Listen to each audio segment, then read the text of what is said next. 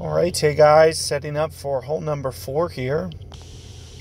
And here you can see I'm going to go with Big Topper. It's going to be good even at an early level for this tour. So even at, a 3 or a 4, it's going to be a very useful club. Now the hardest thing is going to just be being perfect to relatively close to perfect. So you gotta really hit a nice great ball for this shot to work out. But here you can see 9.7 wind. You can see how it's angled. I'm going to put priority on topspin as opposed to side spin, and I'll just use curl.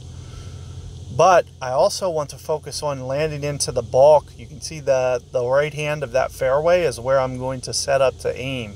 So you can see where I'm setting up to aim, but I'm just anticipating the ball to actually go into that open area. And then what you're going to see me do is curl it back to the left to get it back on line with the hole. And here you can see I did catch a perfect ball. And let's just see how this plays out, see how it looks. So far so good, and you can just kind of see the way that this is going about. And it's just going to, with all that extra topspin, it's going to shoot down here for a nice pitch. Keep in mind that I had the absolute smallest wind that I could even possibly get for the most part. I think it can go as low as 9.5. It could range. So with an 11 wind, I anticipate probably being on the green. So that was kind of worst case scenario for me with the Big Topper. And the benefit of having the Big Topper is going to be to just have that extra top spin to actually get it to the hole. If I get a big enough wind, especially, even with, a more advanced topper. I can't remember if there's a distance boost of a yard or two on 5 to 6, but I know, a maxed Big Topper really has, quite a significant power increase. So, the alternative is going to be a Thor's hammer, in my opinion. So I can, walk you guys through that if you guys want to stick around. I will, right at the end of this shot, do that. But let me first find, so there's max power. Here's going to be about half power right in here. So with a half power shot, let me see if I can even get the ball guide. I might not be able to. So I'm not going to set up like that because I can't really see the way that it's rolling out. Let me do it like this. And I'll play maybe about 7-8 rings from here as my adjustment, which is going to be kind of in between there. Let's just see how this looks. Oh, didn't want that great ball. Hopefully doesn't matter. Looks like I just caught the edge and was able to get that easy albatross. So with perfect ball, that would have been very centered. Keep in mind that I played kind of like a 75% type shot there, to where I was going kind of 1.5 per ring or so. So you could see me go about 8 rings there, and I had to adjust rather quickly, and I did catch a great ball, but it just caught enough of the edge to stay in hole. And you can see that this hole is really going to be very manageable for you guys to pick up an easy albatross here. But expect, at least a good 10-20% of scorecards to get the alba here. So seeing 2 albatrosses here would not look suspicious at all, guys. But let's just go over, since Apocalypse, the problem with Apocalypse is you're just not going to have the top spin, so you might not quite roll it to the green. You'd have to land it very aggressively on that fairway edge. And you can see the way mine landed, it was well short. That was kind of worst case scenario for me with a Berserker ball. But let me just go ahead and I'll put Big Topper in here. And we'll look at a 5. I use the power 5 ball. Let's look at Big Topper again. And let me look at a 6. I just want to see power-wise, is there a difference? And there is. So with a 6, you'll have 2 extra yards. So that 2 yards would push you that much farther, and with a 7, it would be even crazier. There you can see it's a 9-yard difference.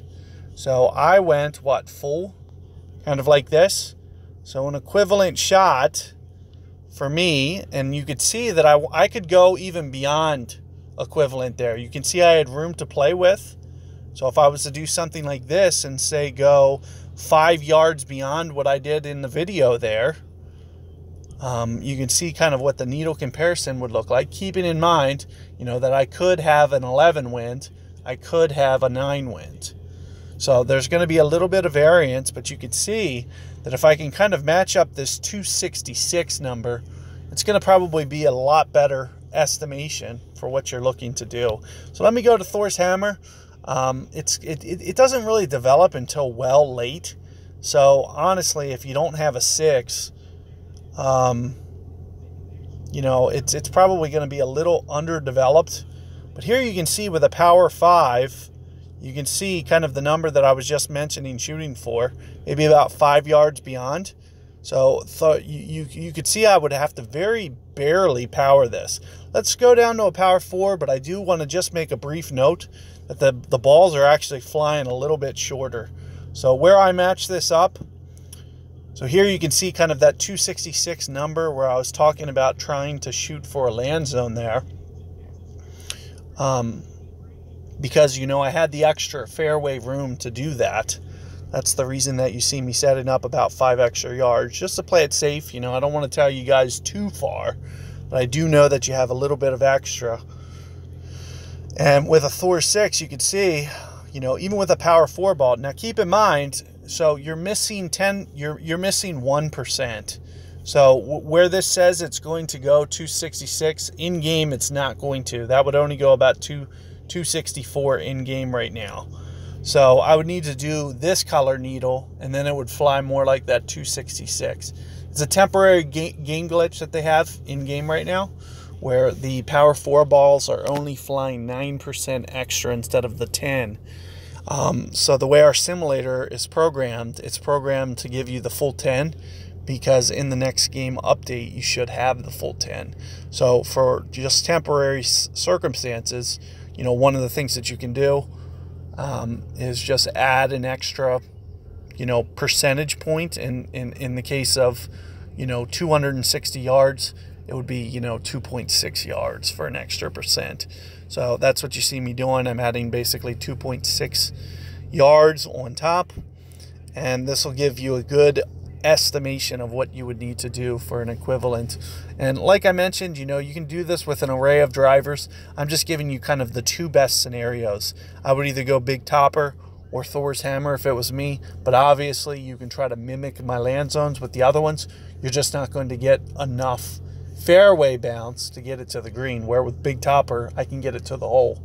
All I'll just need is just a little bit more wind, or having a Big Topper 6 for instance as well. So good luck there, guys, and catch you guys for hole 5 coming up.